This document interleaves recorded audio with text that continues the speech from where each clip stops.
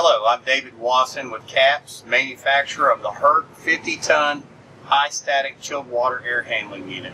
This short video is going to go through the setup, installation, and operation of the 100% outside air handling unit. The next step in our setup is to determine how we're going to move the unit. The 50-ton chilled water air handler comes with two methods. The first is the forklift pockets here at the base of the skid. The second is overhead lifting points. There's one in each corner.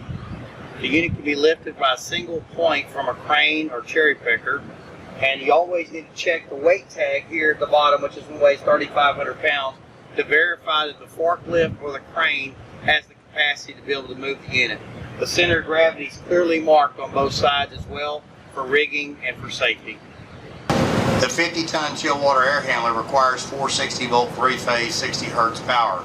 In order to identify what you need here for power requirements, you simply look at the tag. You'll notice that this unit needs a minimum circuit ampacity of 19 amps and the maximum overcurrent protection is 25 amps.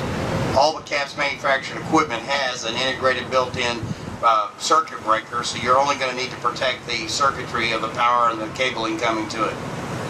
Next step is going to be to hook up our high voltage temporary power to the 50-ton air handler. First thing we're going to do is remove the dust and moisture caps off of our cam lock connections at our main control panel. The first lead you always hook up is going to be the ground lead. You want to make sure the machine's grounded in place before you hook up any of the other L1, L2, and L3. And we're simply just going to go in and plug in our male by female cam locks and to the L1, L2, and L3 connections at the chiller, or at the chill water air handler. Now we've got all these secured. We currently have our power source locked and tagged out. So we're going to energize our main lines here. We're going to open and close the circuit breaker, and we're going to verify that we have power, and we're going to verify if our phase is correct. Okay, we've removed our lock tag out from our power source. We've energized our main cable. Our next step is simply just going to be to energize the main circuit breaker. Both our power light illuminates, but also our phase incorrect light is also illuminated. That indicates that we have the wrong phase going to the machine, and the machine will lock itself out so it doesn't run backwards. We're currently going to shut the power off here at the machine. We're going to go and lock and tag out our main power source. We're going to have to reverse two of our leads here, the L1 and L2, in order to get the phase correct. Please note that you never change the cam locks with the cable energized. Okay, we've removed our lockout tag out from our main power source. We've reversed L1 and 2 here. We're going to energize our main breaker again. This time we have a power light and our phase incorrect light is off, so we are properly phased at this point. We're going to go ahead and open our breaker back up until we're ready for our startup. The next step in our installation is going to be to prime the condensate trap.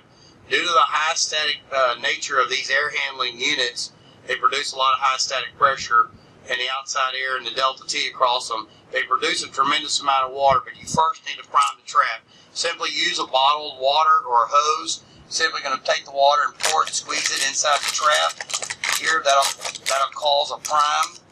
Now that the trap is primed, it can drain properly onto the ground, or this can be plumbed over to a sanitary spot. Okay, our next step is going to be to hook up our chilled water into our air handling unit. The male fitting going is the inlet, the female is the receive. You're simply just going to take the cam lock fitting there, lock down the cam locks, the gaskets in place, and I'm going to grab the return hose and bring it over, and it's coming off the air handler. I'm going to hook it up here, lock in the cam fittings here and here on both sides. Now we're going to fill up our system, and we're going to bleed the air off the top here, and that'll get our coil full of water so that we can use it for transfer heat. We filled our system up, pressurized it to about 45 psi. We pushed out the water from the bottom up to the top, and your final air bleed points right here at the top. You'll hear the air coming out on there, and you'll continue to bleed that air out while filling the system up, and all the water will go to the bottom, all the air come to the top. Please note you can't operate a chill water system unless all the air is out of the system, because it's your heat transfer medium. Okay, our next step is going to be to hook up the supply air duct. On the 50-ton air handler, you're going to pull the stainless pins, open up the quadrant damper to 100% open, and you can drop the pin back into the hole. We're going to open up the friction clamps on all 4 sides here. We're going to do that for both sides. The 50-ton air handler has got 2 outlets and 4 inlets. I have all those open there. We'll bring the pin back around and lock that. These quadrants here are for balancing air. If one duct on one particular area is longer than the other, use this for air balancing. Then I'm going to take in my duct work. I'm going to verify my direction of airflow. There's my arrow on it. The friction clamps are open at the bottom. I'm just simply going to put my ring on there and lock it down, all 4 sides. That's got my duct there on that side, and I'll step over here. I'm going to grab my second duct. And again, I always start at the bottom first and wrap it around to the top. It's a little easier to get the duct ring around the friction clamps. And then we'll lock it in place. And then our duct work is complete. We'll plumb this over into the area that's being served and hook it up to lay flat or into a conditioned space.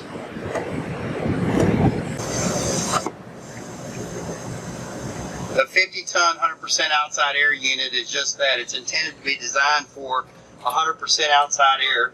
The machine can take in 95-degree temperature and in one pass through it drop it 40 degrees. However, we do have duct collars on the inlet. There's 4 of them on the 50-ton with dampers. So it gives you the option to be able to duct it to the space or simply just leave it open and draw in outside air. Again, the machine's designed to take it from 95 degrees to 55 degrees in one pass. So it's very versatile in whether you hook it up for return air applications or 100% outside air applications. Okay, just to recap where we're at, we've set the unit in place on a stable level surface using a fork truck. We verified our weight and our lifting requirements for setting the equipment where it needed to go. Our next step was to check the power requirements. We verified that we have enough power to run the machine. We hooked up our power cables, and we initially had the phase incorrect. We reversed 2 leads. We've got that correct now. We've hooked up our ductwork to our supply. We're in a 100% outside air application. We've primed our condensate trap, and finally we filled up our chill water lines going to the coil, and we've bled all the air out. So the next step is we don't need our gloves anymore. The rest of this is all finger safe. We've turned our power on here. We've switched the system to VFD mode. You have the option to be in off VFD, which is variable frequency drive for the fan motor, or a bypass, which bypasses that and you run straight 100% air. We've turned it on. We're loaded on the VFD, and it's simply to start the machine. You've got a potentiometer here that goes from min to max, and this is how you turn the airflow up on that. You can adjust this by whatever the job requires, static pressure-wise or by temperature-wise. This will increase your air to the right, which is where the max sticker is here now, or back down to the minimum. Now we're at full speed. The machine can run 6,000 CFM at 5.5 inches of static pressure. It's winding up now, and it's